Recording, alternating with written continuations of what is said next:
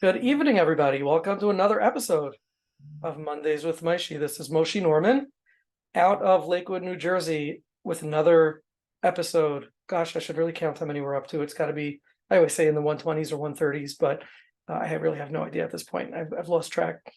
But that maybe talks a little bit to my ADHD, which of course we know stands for attention deficit. Hey, donuts, right? As they say. Squirrel. Yeah, right. And I want to welcome everybody back. Thanks for joining. Tonight's discussion is going to be on treating spouses of those who have ADHD, which is a really, really important topic that doesn't get enough attention. I think, I just want to introduce tonight's featured guest. It's Melissa Orlov from Arizona. So for those of you who are in a different time zone, you may be more awake than I am, just like Melissa seems to be. But, I always have the pleasure of spending a few minutes backstage, so to say, before the show. And one thing I can tell you, this is going to be a lot of fun. This is going to be very informative. And this is going to be a tremendous eye opener, because I think that one of the things that I picked up from, just from talking to Melissa for a couple of minutes before the show is how often ADHD is either missed as a diagnosis, meaning undiagnosed in adults in relationships, but even more so, even if it's diagnosed and somebody had an ADHD diagnosis from childhood, there's so much missing and underappreciated in how much it's affecting and playing out in the relationship. So, things that may seem to be just typical spats or typical relational husband-wife, spousal, partner complaints may actually be really tremendously resulting from attention deficit hyperactivity disorder or disorder. Melissa, is that about right? It is, and it's often missed. So you tee it off with how often is it not diagnosed? The estimates right now from some of the top folks in the field are that about 80% of adults who have ADHD don't know they have it. Wow. And there are a lot of people who are not sorry, I'm a little distracted by all the people coming on. It's okay. There are an awful lot of people who work in the field who also aren't aware of the impact that ADHD can have. So they'll go to couples work and a couple will come in and work with them, and they'll say, okay, let's work on your communication, whatever, without realizing that there are these symptoms present, and they will continue until the symptoms are recognized and can therefore be better managed. So it's a really important issue. Okay, so hopefully we'll talk a little bit more about this. Just a couple of regular weekly housekeeping things. First of all, for those of you who can turn on your videos, we love to see people's faces and get feedback, facial feedback, facial recognition. So if you can, if you're in the capacity or space or place, even if you're in pajamas, just hide yourself, but we'd like to see your face. Zoom has kind of allowed for that, facial only and pajamas underneath, right? And I do want to remind everybody that we are sponsored by OKclarity.com, which is a platform, sort of like a Psychology Today platform, where you can put your profile and market yourself without having to do it, because they do it all for you, and you can send out your messages. It's basically a website for you to display and showcase what you have to offer to the world. I think it's actually specifically for people who are servicing the Jewish community, not necessarily only Jewish providers, but people who are servicing the Jewish community. That's what they're targeting and out to do. OKclarity.com. I actually have my own profile on OKclarity, and I would encourage you to take a look at OKclarity.com and see if it's something that you want to sign up for, because it might just be worth your while. Let's just introduce tonight's presenter, Melissa Orlov from Arizona. Like I said, Melissa, you're not a mental health professional, which kind of gives you, an edge on us, that you can see things from a less closed perspective, perhaps more open perspective. And but tell us a little bit about how you got into this. If you're not a mental health professional, what turned you on ADHD? Why on earth would you want to dedicate your life to it?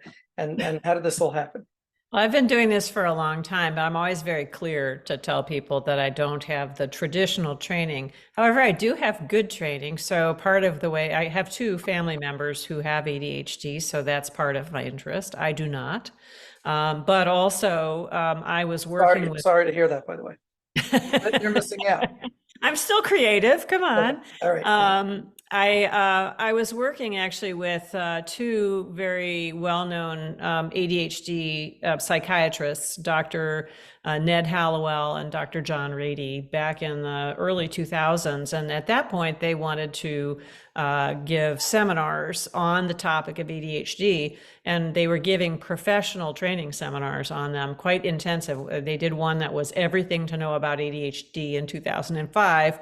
And I moderated those seminars because I was involved with them in terms of getting registrations in and stuff. So I actually got quite a good education, but non-traditional and ADHD. And then I got interested in sharing some of the things that I had learned about relationships with ADHD, and sort of one thing led to another. And I ended up writing a book, which took off and has been a bestseller and was just named actually by Attitude Magazine as the Bible of ADHD relationships. So Can you just tell us? I don't know that everybody knows what Attitude Magazine is. If you don't mind, just explain. It's Capital ADD. capital Yeah. ADD, right? It is the primary actually magazine for people who have ADHD, and also a lot of professionals read it as well. And they have a very active website with a lot of webinars, professional training webinars, as well as consumer webinars, and they have a big active website and a magazine, and et cetera. So it's quite a well-known publication in the ADHD world. Yes, yes. Okay. Okay, so I appreciate that introduction. I'm going to say something that it may be, controversial for some mental health practitioners, but I believe that working with ADHD really does not entail a mental health professional to a large degree.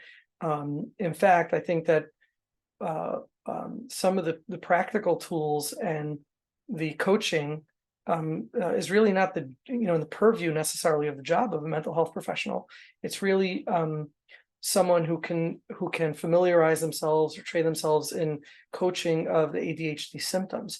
I think that mental health professionals should be in the role of, at least therapists, psychotherapists should be in the role of providing psychotherapy, which is often necessary in the case of people with ADHD because of some of the either comorbidities or co-symptoms. I don't know if we want to call them full-fledged morbidities, but symptoms that might come along as a result of ADHD. So for instance, so many who struggle with ADHD have had miserable failures in their lives because school expected you to be a certain way and to behave a certain way and to produce a certain way. Home environment may have expected certain things. And then there's this failure after failure because of the attention deficit or hyperactivity disorder, and there's just been so much misery and failure, and that's really where I think psychotherapists can play the greatest role, unless of course the psychotherapist for whatever reason decided to learn tools and coaching. I mean, is this something that you agree with, disagree with? What are your thoughts?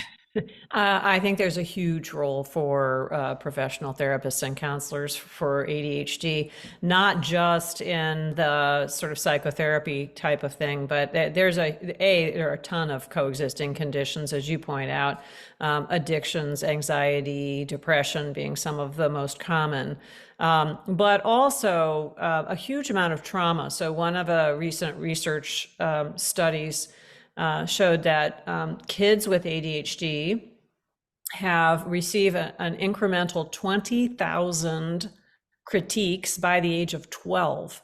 So if you think about what that means in terms of one's thoughts about oneself growing up and the shame that you might have, and it's very understandable. I mean, the symptoms of ADHD, for maybe any of you who are not as familiar with them, the number one symptom for adult ADHD is distractibility, which just means inconsistent attention to things and easily distracted. In fact, attention deficit is actually not properly named. It's actually attention dysregulation.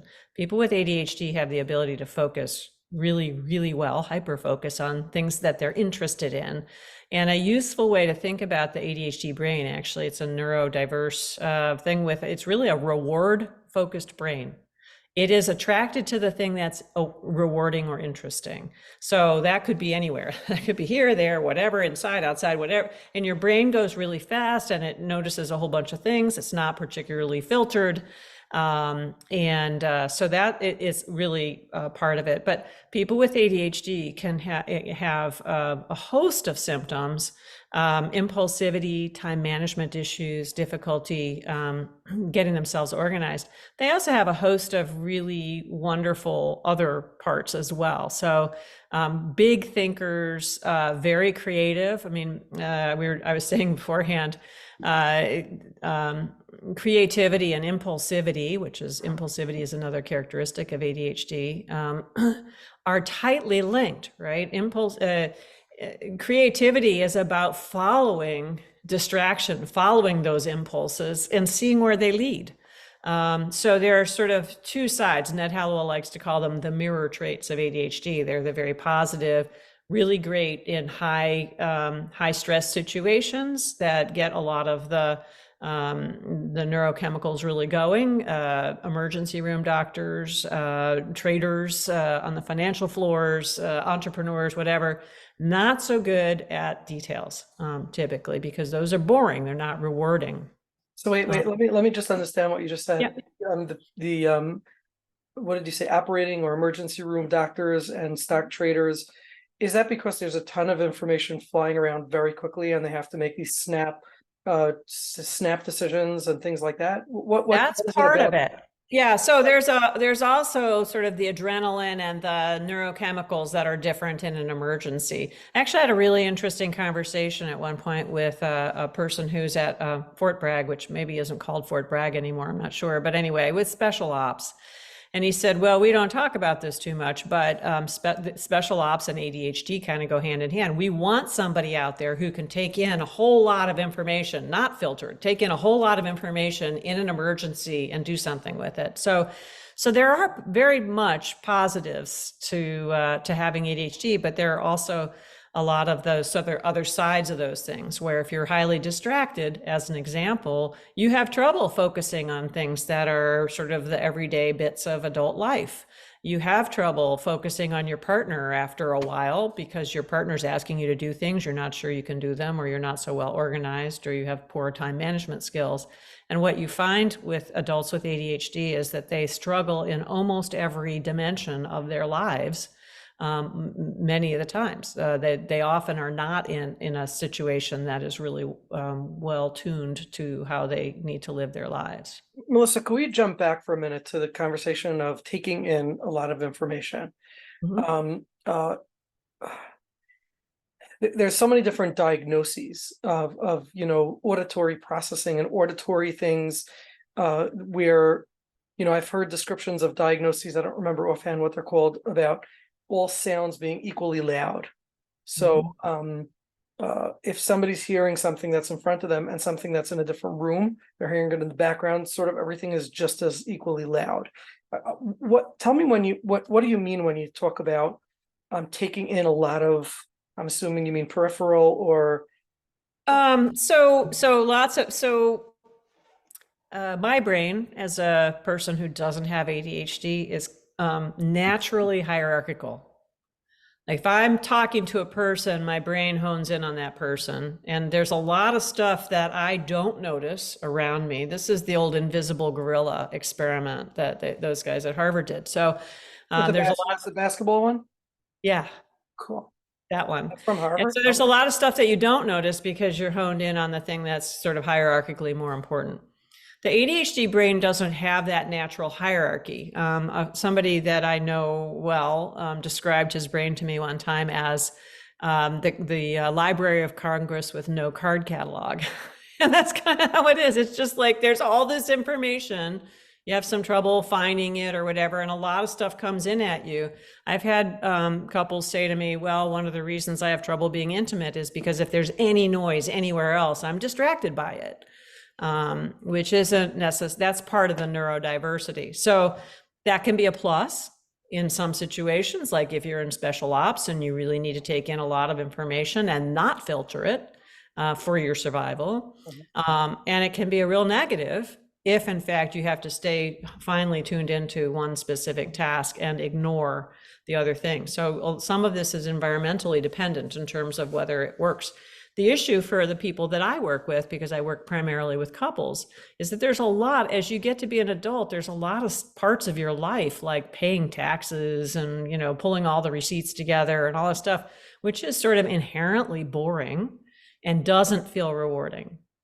The other issue is one of emotional dysregulation, which is a component of ADHD. It's considered now a core component of ADHD. And that can be, it's really about emotional lability. It's about this fast move from one emotion to another, much faster than a neurotypical brain would move, and more emotions. So one of the issues around poor inhibition, which is part of ADHD, is that you get all these big emotions and then you don't have the brakes on them that people do. So that ends up being an issue for people as well, and particularly for couples, where you may run into, lots of big ideas, really want to go off and do it. Your partner pulls you back and you get angry because you don't want that, or whatever's happening. So Okay, so let's talk a little bit, because I know you had mentioned before the show the word addictions, and I'm listening to you said that impulsivity is connected to creativity, was it? yeah, And oh, it's distraction. Yeah. distraction, and I imagine that impulsivity and addictions are very related. So tell me Yeah. a little bit about why or how ADHD is synonymous or correlated with addictions, addictive behavior. So ADHD, sort of biologically, first of all, it's highly heritable, along the lines of height, that heritable. So highly correlated with your genetics, but it's a broad number of genes that are involved. I think around 40, 35 or 40, so a lot. So you inherit it, but also there's environmental stuff, triggers like these critiques and things that also make it worse. It is about neurochemistry. It's about low levels of dopamine and norepinephrine, both of which are in the reward and attention systems of the brain. And so the low levels of dopamine, you're seeking dopamine, you're seeking rewarding things. And so, addictions is part of it. The other side of it is that since it's such a noisy, even people who don't have the H have often very active brains, and things are going on all the time, and they have to sort of sort through them. Some people move to, say, marijuana and alcohol, and those two in particular, to calm that brain. And they use it as a form of self-medication. Exercise is another form of self-medication for people who have ADHD. It's a much more healthy one, but it's also a form of self-medication. And that's because it's raising the levels of. It changes the brain chemistry. I'm not completely sure why. I just know that the research shows quite dramatically that exercise does has a pretty good effect size for improving focus. But aren't there many process addictions that are also correlated with ADHD? In such as process addictions, such as gambling or pornography or other process addictions. Yeah, well, so any kind of thing that is rewarding where so if you have trouble disengaging from something, right? If you have a hyper-focused capability, what that means essentially is that if it's really interesting, you're in it, like you're in the zone, you're in flow, whatever, however you want to call it. And that desire to get those dopamine hits. I mean, on computers and phones are the same thing. All the social media and whatever, those are designed for dopamine hits to keep you invested. So there's a lot of treacherous things for people who have an ADHD brain, particularly if they're struggling that they might face, which is one of the reasons why so many professionals run into people who have ADHD, even if they're not realizing. They may not know they have ADHD, Mhm. but they're showing up in your office, and a lot of couples that go in for therapy actually have an ADHD issue underneath. If you see somebody who comes into your office and says, "Oh, I feel like I have another child," that might be a non-ADHD partner with somebody who's ADHD, and the person who's And has the I've ADHD is certainly not managing. heard that description Yeah. many a time, many times.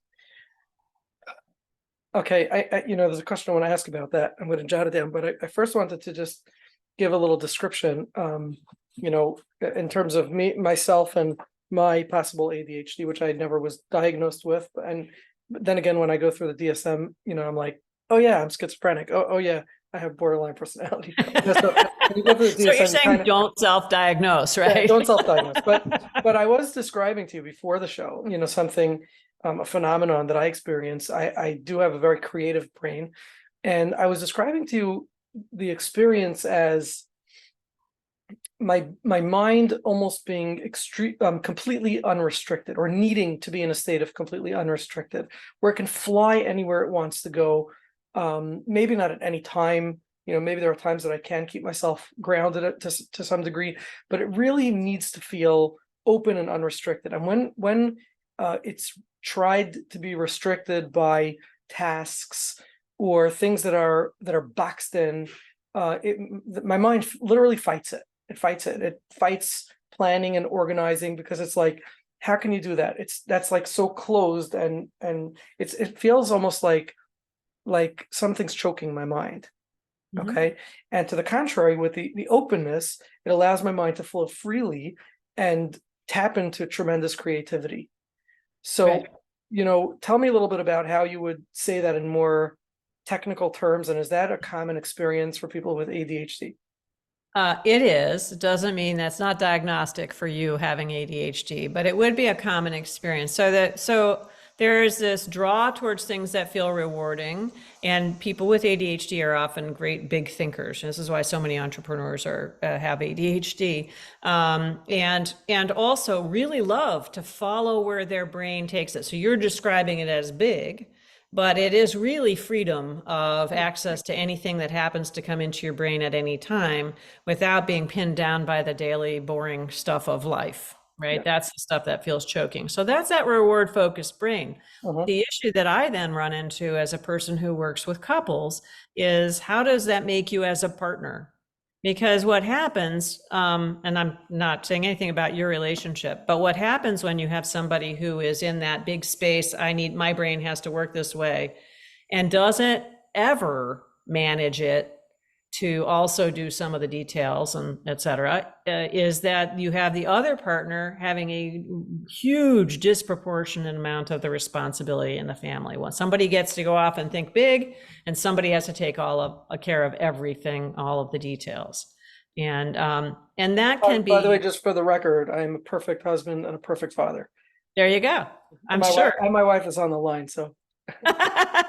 Good. Well, that's great. But so maybe you figured it out, and that's great. But for a lot of, Far from it, far from it. And I know we want to talk about the patterns that come up, and how the other spouse digs their heels in. We'll talk about that in a moment.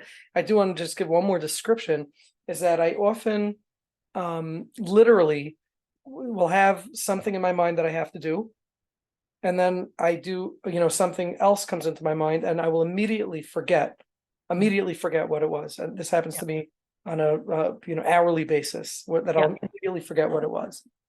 One of the strategies for that people with ADHD then pick up is, if it comes to them, they do it right then. Yes. Because if they So don't, that they're is going to something, forget. when bills, the day a bill comes, I pay it, because if not, it'll just. It'll go into nowhere. That's right. So that's what Hallowell likes to call the now and not now time zones of ADHD, right? If it's in the now, in the present moment, right in front of you, you're there, you're in it, you get it, you're thinking about it, whatever. If it's in the not now, which is either the past or the future, you're not thinking about it at all. So as soon as you move to the next topic, the other thing goes into the not now.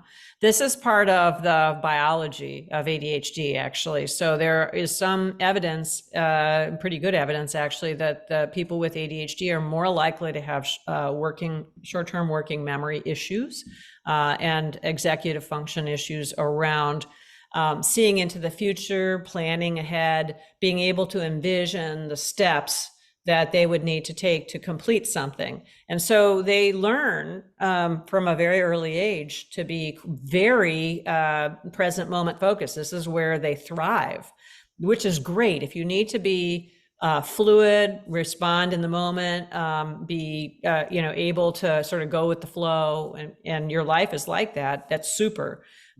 If you in fact have stuff that you have to plan out, it's not so easy. I like to think of working with these couples as kind of activist counseling. That's the way I would call it.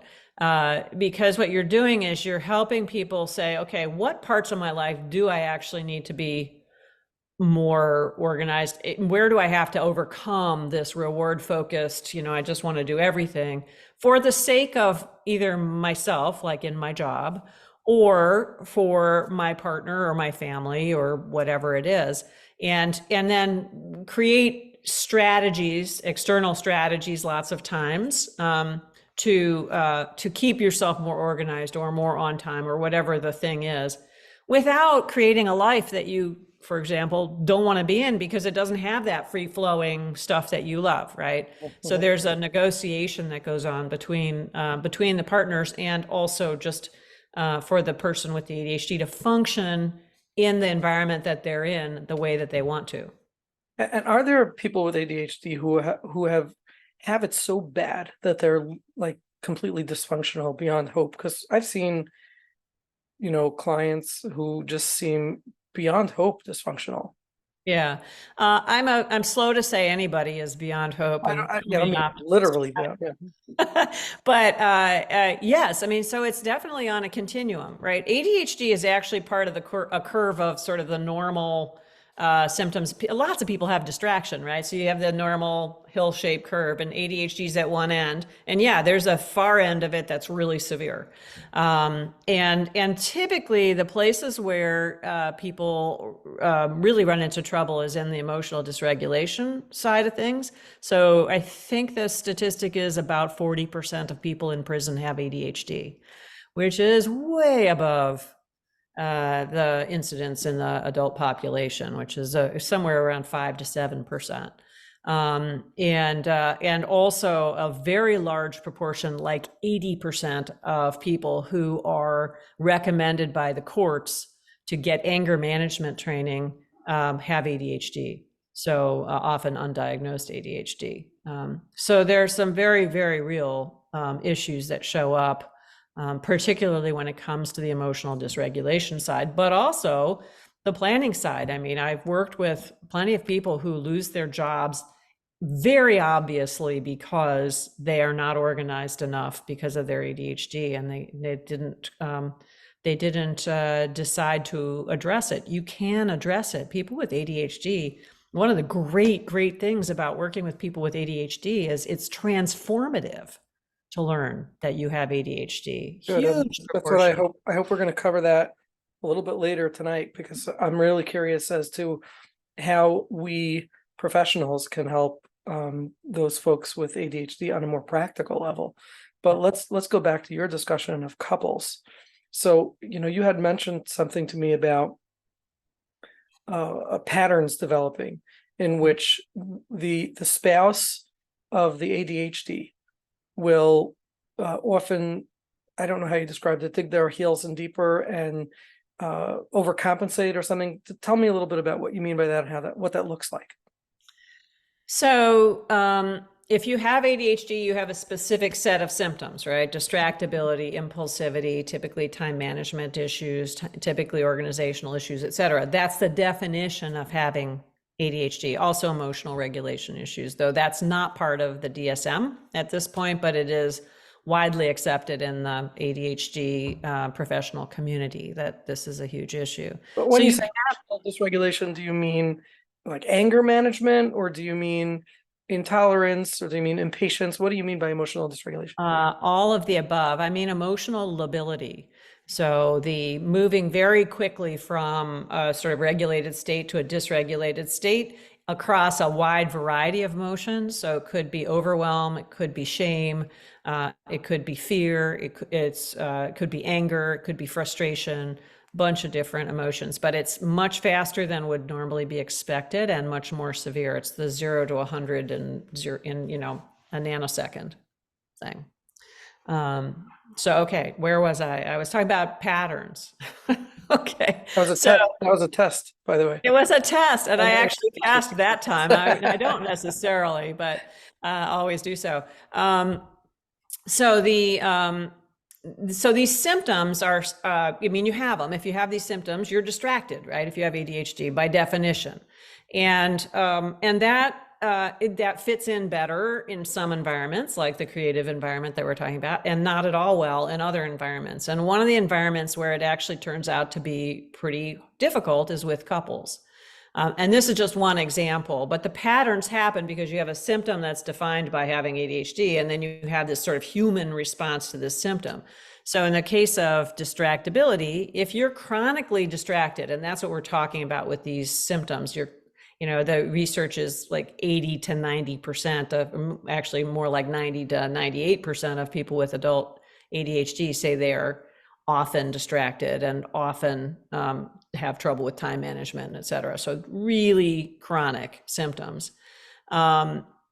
If you're chronically distracted, your partner ends up feeling like they're not being paid attention to, because you have this, as you mentioned, it's sort of what I call free range brain, right? It's just everywhere. And that's wonderful and also really hard for the partner. And so you'll hear a lot of partners who are married to people with ADHD describe themselves as, I feel very lonely in my relationship. I don't feel like my partner loves me.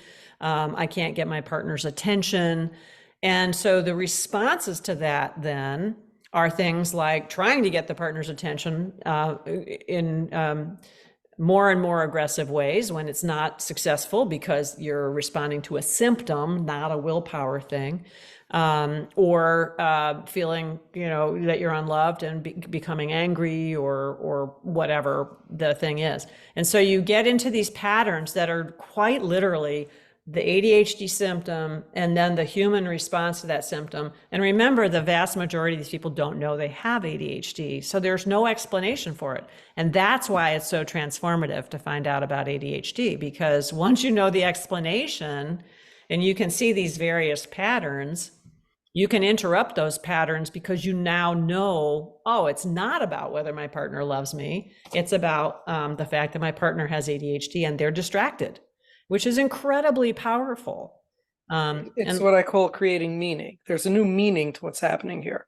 It's not that the person doesn't love me. It's that their external symptoms are kicking in to cause them to behave in certain ways.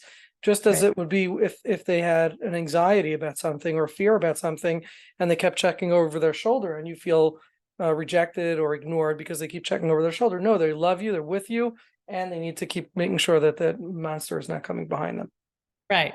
And so there's this interesting issue, and I part of it is understanding, that clears up some of it. And part of it is also creating ways for the couple to attend to each other often enough, so that they both feel loved.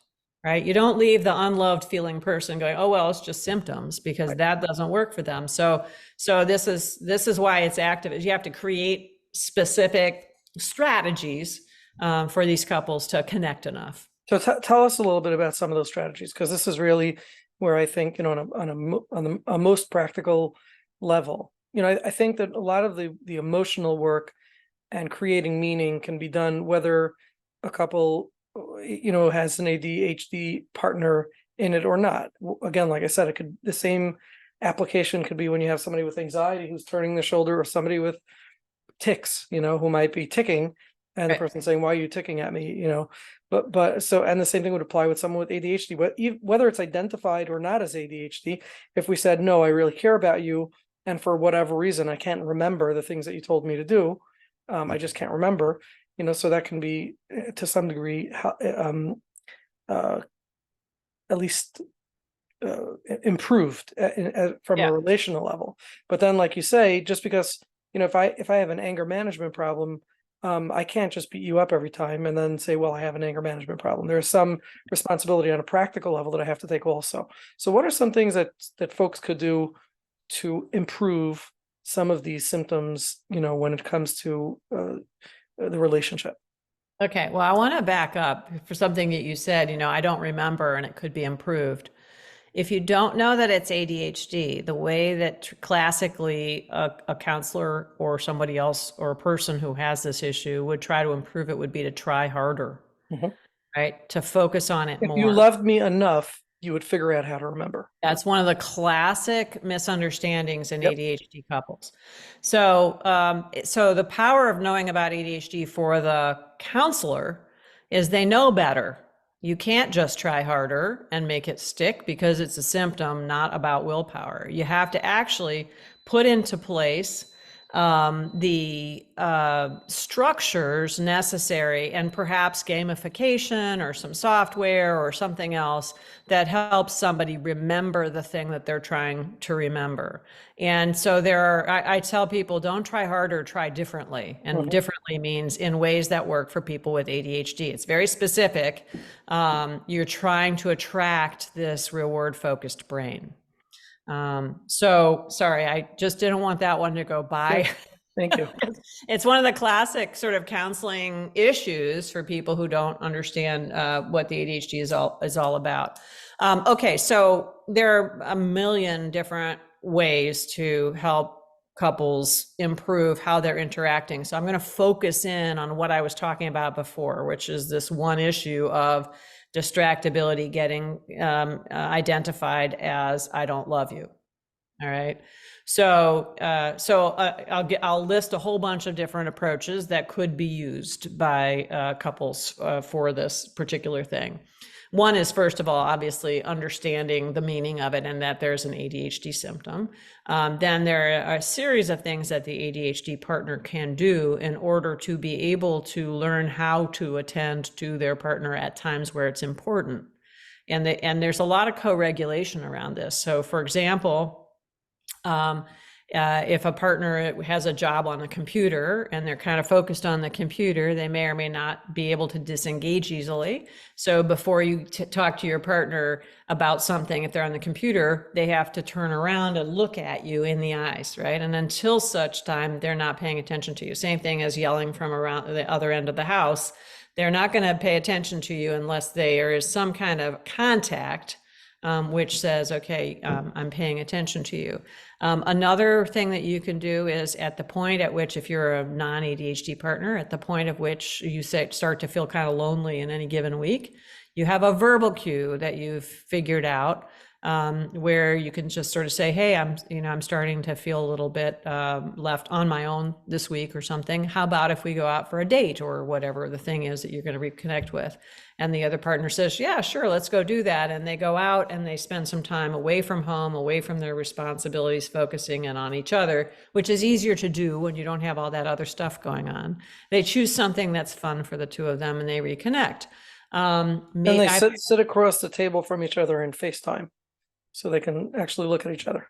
However they do it, I would say that might not be the personalized connection you're looking for, but maybe it would work for some people. Some couples put together weekly emotions meetings and these are the couples that are sort of further down the road in terms of how to address this, where they don't talk about their the big emotional stuff during the week, maybe because they're going in lots of different directions or whatever. But once a week, they'll sit down and they alternate. Sometimes it's twice a week, one each, what the topic is. Here's the big thing I'm thinking about. I've had other couples where they have an affection ritual every night before they go to bed, or they have making the invisible visible ritual, where I had one couple where he had high anxiety.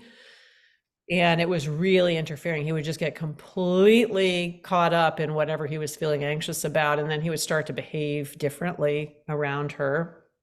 And so they did a nightly routine where they each finished the sentence. The most important thing you need to know about me today is, and then they would say whatever that was. And in his case, he would bring out his anxiety or whatever it was, and the other partner hears you. It was transformative for their marriage, one little thing, but it allowed them to be much more close to each other because it was Right. exposing. So this is what I'm hearing. A lot of these interventions are predicated on let's get closer and let's develop an emotional connection in spite of the fact that there's these little, dagger stings over the course of the day because of the, the little ruptures. But I guess what I'm looking for is like a common scenario would be one spouse takes care of all the household management, pays all the bills, wants the other spouse to be involved also, but can't rely on the ADHD spouse because Right. they just can't get it together. And they're complaining it's not fear. I'm overwhelmed, I'm anxious, and you're dysfunctional. Right. Is there So, any way to help the ADHD spouse pull it together?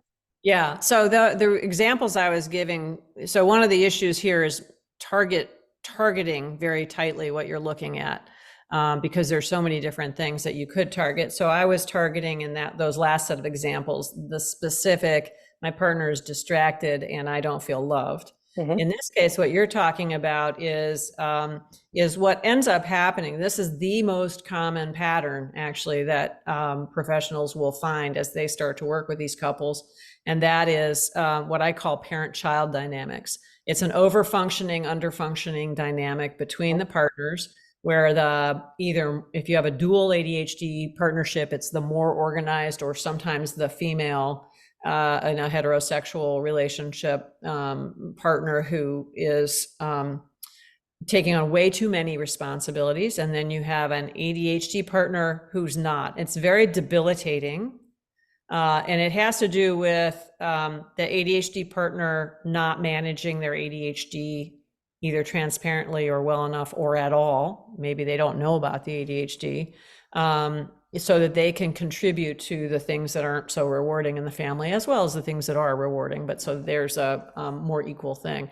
And so they're very inconsistent, like consistently Yes. inconsistent. So Can't not reliable, basically not reliable. Right. And it isn't because they don't care, which is a misinterpretation. It's because they have the symptoms of ADHD and they're not managing those symptoms yet.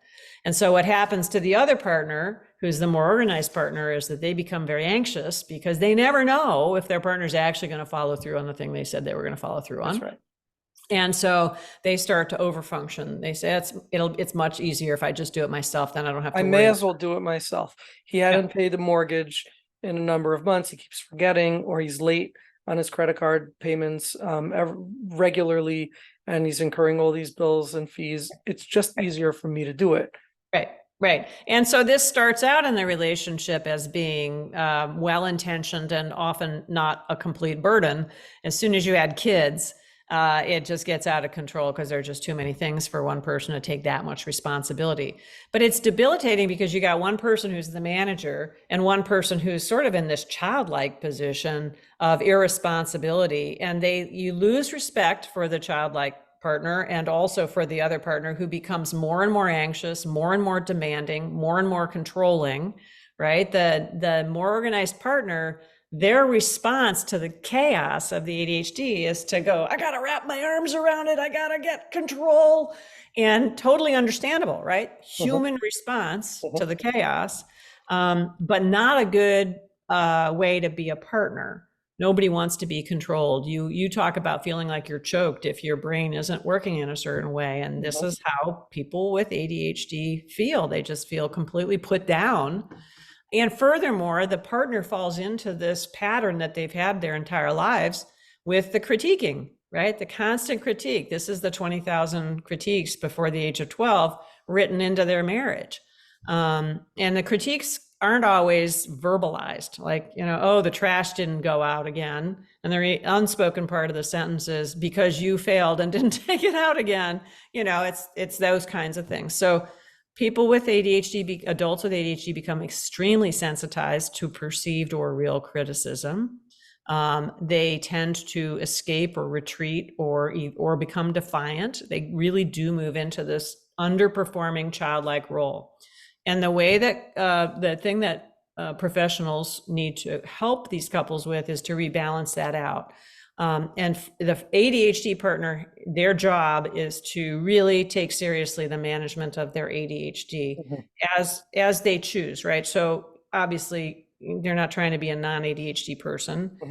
They want to be themselves, but they also want to contribute as a valued partner in the relationship. So they need to bring. I was almost going to ask, biting my tongue, but I was almost going to ask, do they even have any value in the relationship at that point?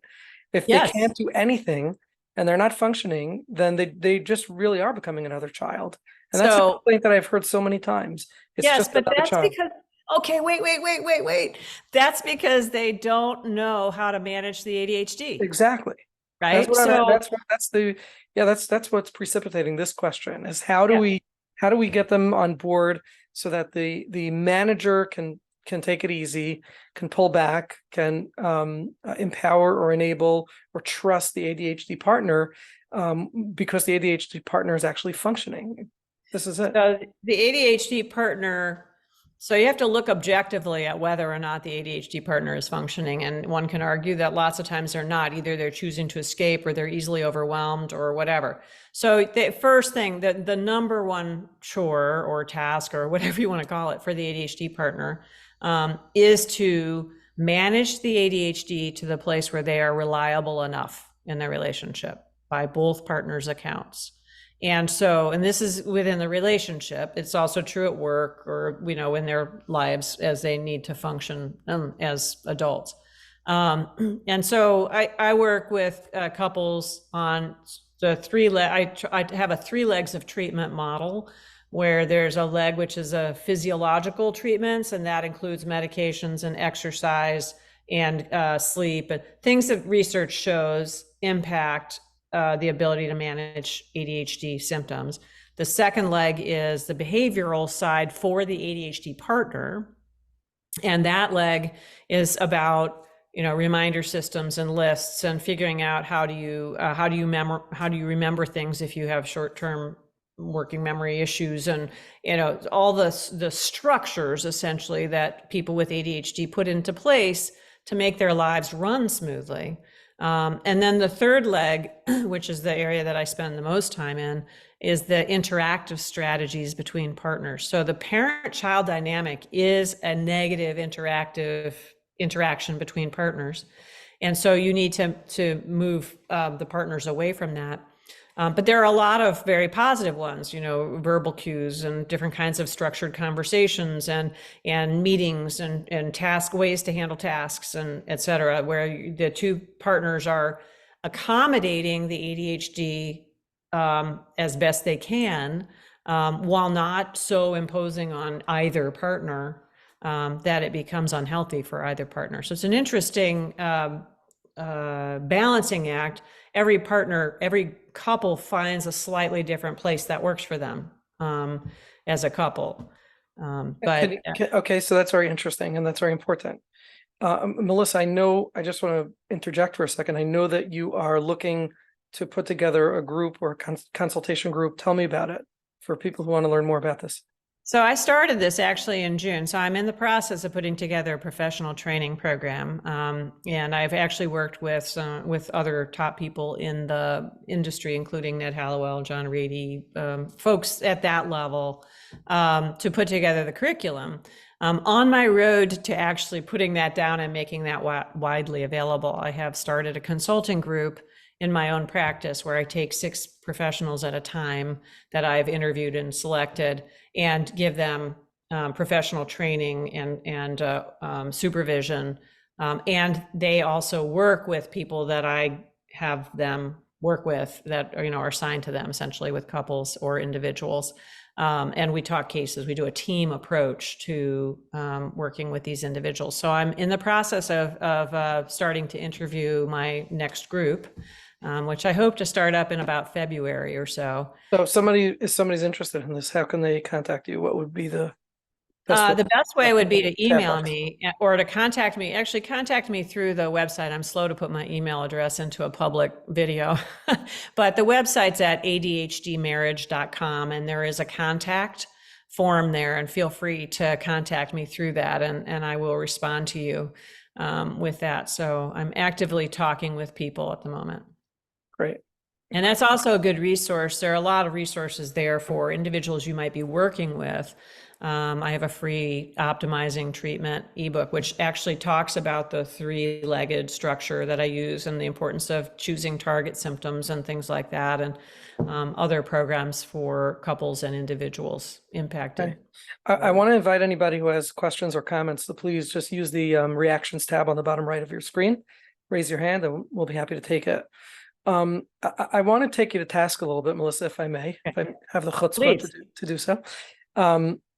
I really would like to hear some of the practical management skills that you spoke about on, I think, the second leg, because people with ADHD have a very hard time confining themselves to something structured, and managing, in a sense, is really structuring yourself and disciplining yourself. So I'd be curious to hear, an example or two or three of how you can help the ADHD party structure themselves or come up with something, let's talk about paying the bills or something like that. How would I pay my bills in a structured fashion that I keep to consistently?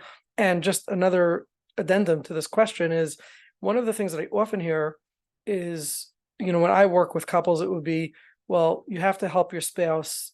Since you're the more structured one, you can help them structure it by working it through with them. To which they respond, I am done with having to take responsibility. I don't want to have to be the one to come up with a plan with him or her. Yeah. He's the one with ADHD. He's the one who hasn't been pulling through and towing the line. He has to come up with it, or else I don't feel like they care about me. So help me. And all of that is true. That's parenting, right? If you put the non-ADHD partner in charge of helping the ADHD partner, then it's like helping a child. You're not getting out of that thing. There are a lot of ADHD coaches that specialize in how to help you with it. But let me give you a few examples. You want to go with what works for that ADHD person's brain. So if you have a reward-focused brain, one of the things that might work, and that I've had people tell me they've had success with, is gamifying something, right? Make it rewarding. So there's software, for example, that you can use that gives you a points system for completing tasks around the house.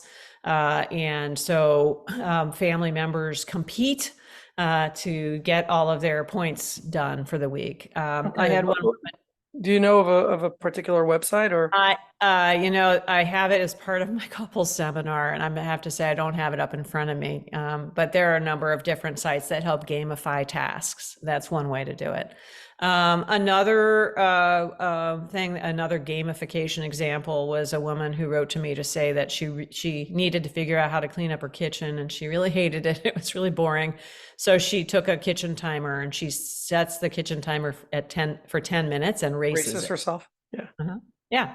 So those are two gamification things. As far as paying bills, I think we can use. There are a couple different ways to go about financial management that seem to work for folks.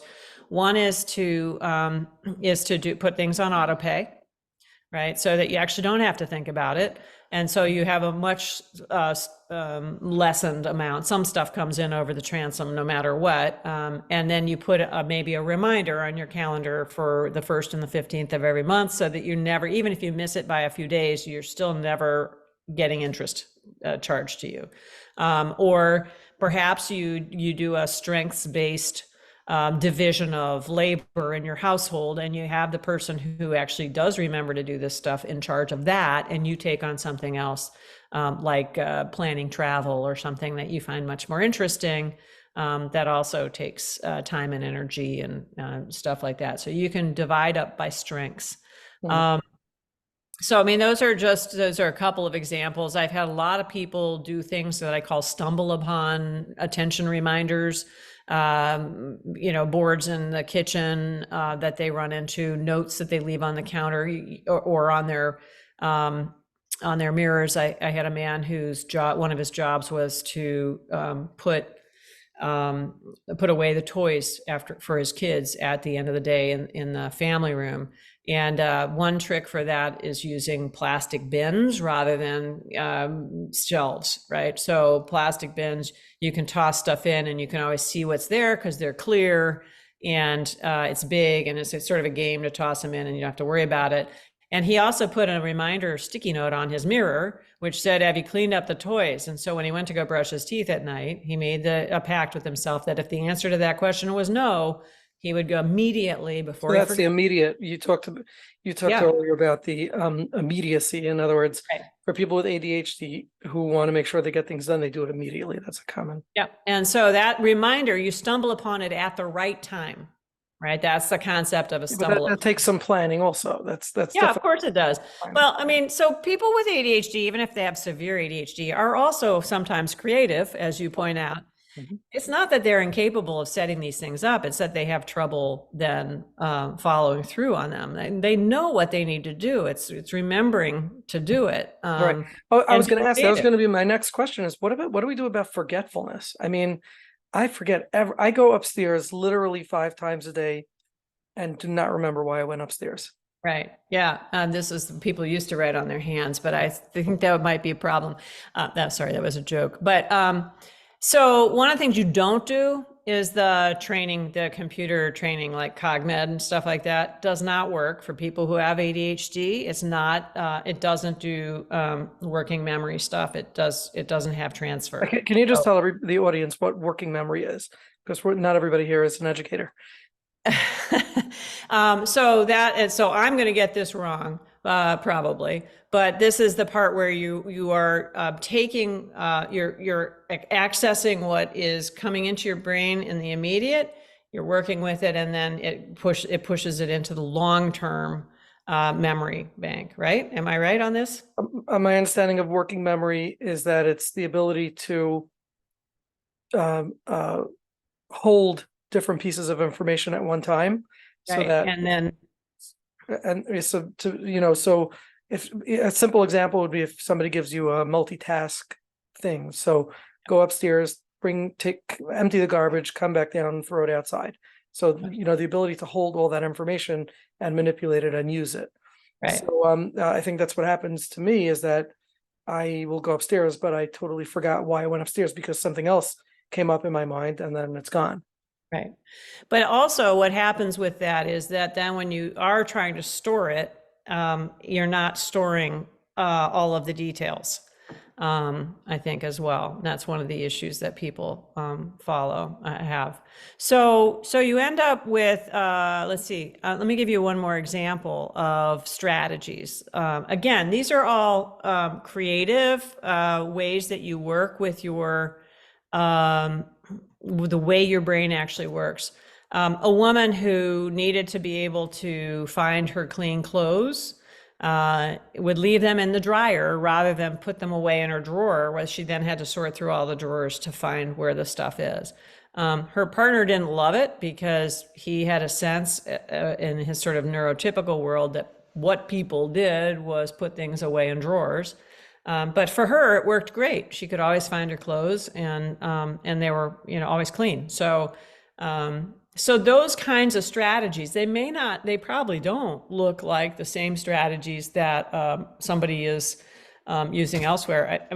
I had one more, a woman who had a lot of emotional dysregulation and also a lot of pain.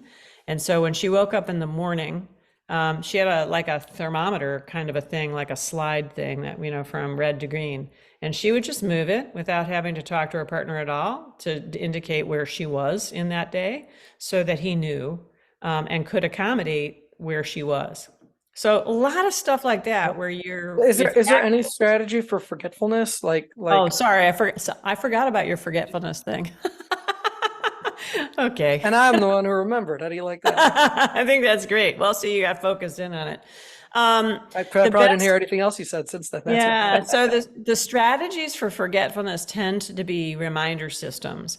Okay, I understand. That's for something that we want to remember, like paying the bills. I'm going to forget to pay the bills, so I'll put in a reminder system. But what about this very short-term forgetfulness, such as, like I say, I'm going upstairs, like what happens, I think, with me is I'm going upstairs to get my key, right? Mhm. Then I run up the steps in twos because I enjoy running up the steps in twos, and I'm kind of enjoying the feeling of running up the steps in twos. And then when I got there, all I've been doing is enjoying the feeling, or like you call it, living in the moment. And then I have no idea why I went upstairs. Right. So if you had a pocket and you wanted to look like a scientist and a little note card, when you said, I got to go find my key, if you wrote down key and then you hopped up the stairs and then you could pull your card back out, you go, oh yeah, that's what I'm looking for. All right. Right. I mean, that's a very short-term reminder system. Or you write it on a sticky and stick it on your hand. I mean, it's part of it is coming to grips with the idea that you actually need to do this rather than saying to yourself, other people don't have to do this, or I'm an adult, I don't need to do this, or just impulsively going off to do it. Oh, okay, I gotta go upstairs rather than, oh, I gotta go find the key. So some of it, one of the ways that people deal with this is mindfulness training, where you start to teach yourself just to slow yourself down a little bit, be more noticing of what's going on in the moment. And for you, that might mean that you actually do need to carry around, quite literally, something that you can very quickly jot a note down on, and so that you can remember what it is you go up the stairs to do. Got it. Okay. Let's take a question from Elke. Elke, go ahead. Thanks for raising your hand. And Sure. Thanks for taking my question. So this is really such good information for me. I do work with several couples who one of the partners has ADHD. What I use when I work with couples is emotionally focused therapy. And I was wondering if you integrate this work into the emotional focused therapy, because what I've come across is, they both know that one partner has ADHD, and when I can help them go inside and talk about how it feels for them instead of being critical and bashing the ADHD partner and saying how they do feel alone and hurt, it makes the ADHD partner feel, like you said, full of shame, either defensive or full of shame and, yeah, this is me and I'm horrible and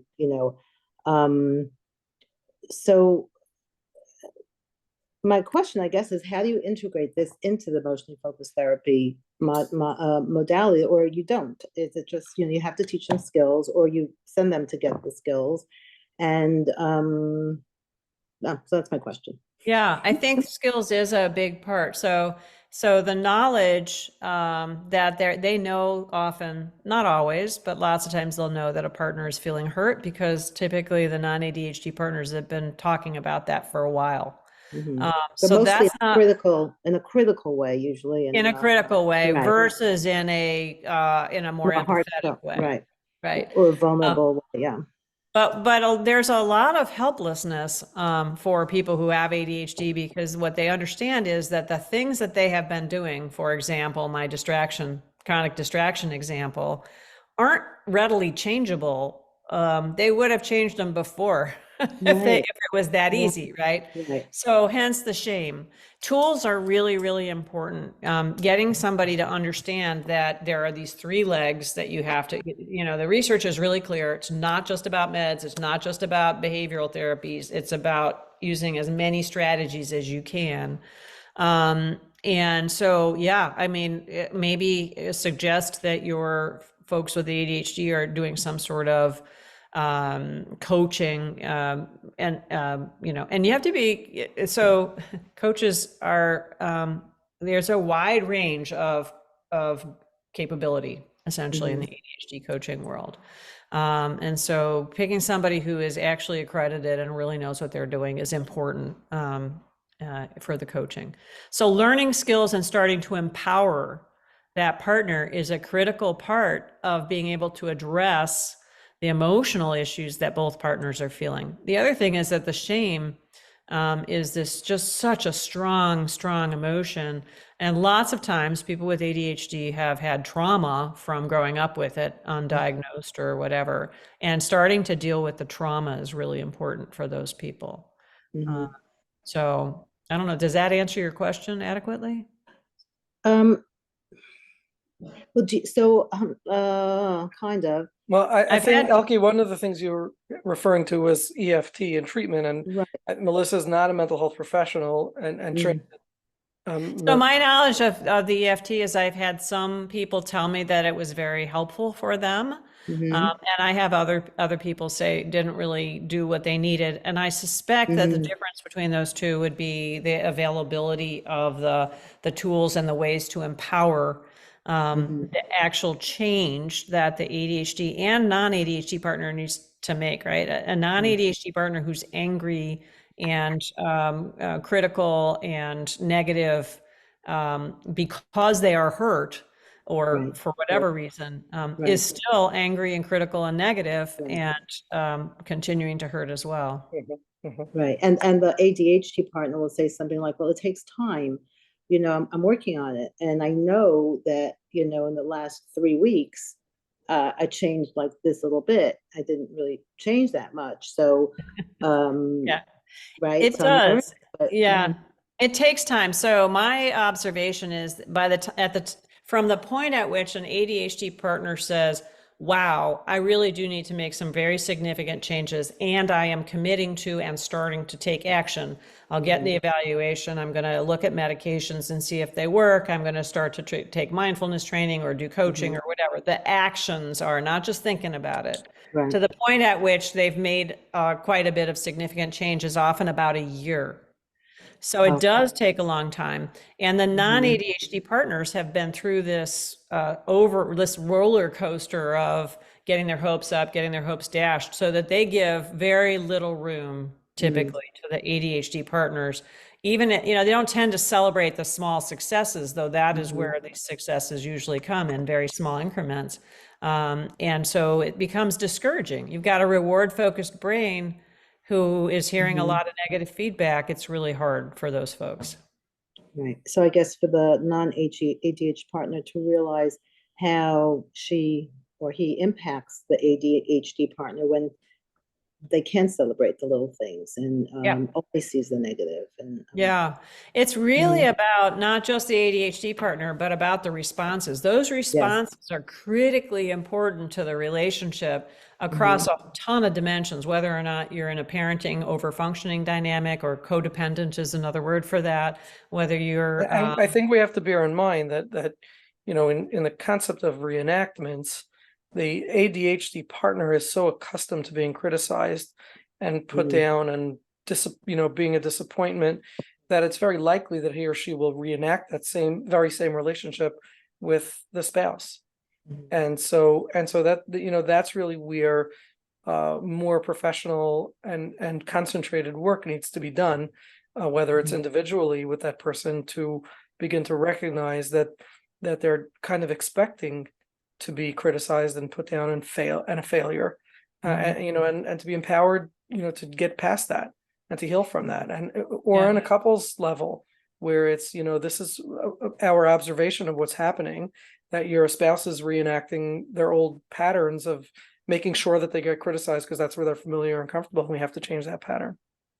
But the patterns, you have to be very careful though, because it's not just in your brain like you're used to having those patterns. The patterns are there in part because the behaviors from the symptomatic behaviors are not being addressed. One of the really destructive patterns in relationships is cover-ups and lying, where somebody is feeling so much shame that they just start to cover up that, what they're doing or whatever, and it's horrible for the trust issues in Yeah. the relationship. And also responding with, yes, I'm so sorry, you're right, you're right, you're right, but then not doing anything differently. Right, That's also right. very, yeah. And they They- don't do anything differently because these are symptomatically derived behaviors until such time as they really say, oh, ooh, I really do need to deal with this. One of the things that I do offer, and it may be a good resource for your people, I have a couples seminar that I give. It's a 9-week Zoom seminar. And the objective of the seminar is to really educate people about what's going on in the relationship and how each partner plays a role, and how important it is for the ADHD partner to take on the task of managing the ADHD, and how important it is for the non-ADHD partner to acknowledge their own role in terms of how they are participating in the dynamics. So that's a good resource. I have many professionals who send people repeatedly, not the same people repeatedly, but many of their clients to it, because it gets people on the same page and speaking a good language. So Oh, it's for the couples, not for the therapist. it's for the couples, right? Okay. Yeah. Mhm. Melissa, I want to ask you one final question. I guess maybe on a more positive note. Mhm. What is it that you find? I mean, you've seen so many couples, individuals with ADHD. Actually, let's look at a couple dynamic.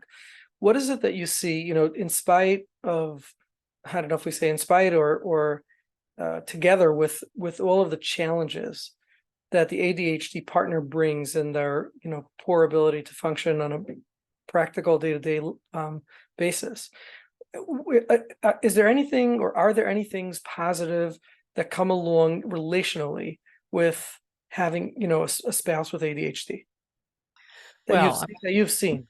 yes. So the answer is many times we fall in love with these people because of their ADHD, because of their energy and their spontaneity and their ability to go with the flow and creativity and all of those things.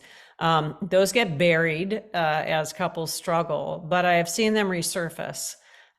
So I think there are couples who have just a straight up core connection that the ADHD and the responses to the ADHD cover up.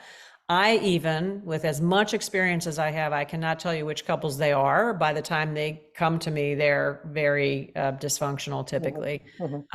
And yet it shows up, and there'll be somebody who said, I had somebody actually last week in one of my support groups talk about how kind her husband is and how much she really appreciates that, and how she'd kind of gone off the rails, and so she apologized to him for her harsh language and her parenting and behaviors and et cetera. And he responded very well, because he's a very kind guy. And he's inherently a good person. The ADHD is about symptoms. It's like an overlay. Mhm. It's not who the person is. It's just the symptoms that they're struggling to get through. So what I'm hearing you say is that if people with ADHD or couples with ADHD could learn to manage the symptoms, and B, learn to shift and create change in the pervasive dynamic that's evolved. Let's call it the parent-child dynamic. If that's the only one, maybe there's others. Then they could really have a fulfilling, revert back to a very fulfilling relationship that they may have started off with. Yes, provided that there's not so much water under the dam, or provided that both partners have to really be fully engaged. I mean, I think it's fair to say, manage the ADHD and manage the responses to the ADHD, and all that goes with that. I mean, I could go on for a long time and won't here because I don't have time, but it's really, really rewarding work, I have to say, because the changes that people can make are amazing. Beautiful. Yeah. Well, so give us the name of your book. I'll put it in the chat. Well, I've written several. So there's the one that is the most well-known is the ADHD Effect on Marriage, which is for couples. There's also one that was written for therapists called The Distracted Couple. And that's one of those edited things, multiple people, but I contributed 2 of the key chapters to that book as well, that talks about sort of the stages of healing and et cetera. So that's a good resource as well. Amazing. Excellent. Okay. Well, I want to thank you for doing this for us, for joining. This will be viewed hopefully by hundreds, if not more, of mental health professionals and others. I'm going to make sure that my couples that I work with, or families that I work with who have, who are coexisting with an ADHD partner or spouse, will watch this, and I think that there's so much valuable and validating information in this, that, even for a couple to hear from somebody else, what's really happening is not your spouse not loving you, but your spouse struggling to be able to apply the things that they really want to in order to make you happy or whatever it is. I think could be very empowering and give some hope to, I'm thinking of specific couples who it's like, it's impossible that my spouse loves me, because they wouldn't do this, or they wouldn't Right. forget, if and this could be very empowering and relieving for some people. So thank you very much for it, and thanks for joining us and agreeing to come on and give of your time to the mental health community. And of course, for those of you who want to reach Melissa, you can go to the website that was posted over here earlier. It's easy called to remember, ADHDmarriage.com. marriage.com. Yeah. And contact her, and she's a great resource. So thanks again. Thanks so much for having me. You're welcome. Good night. Bye-bye.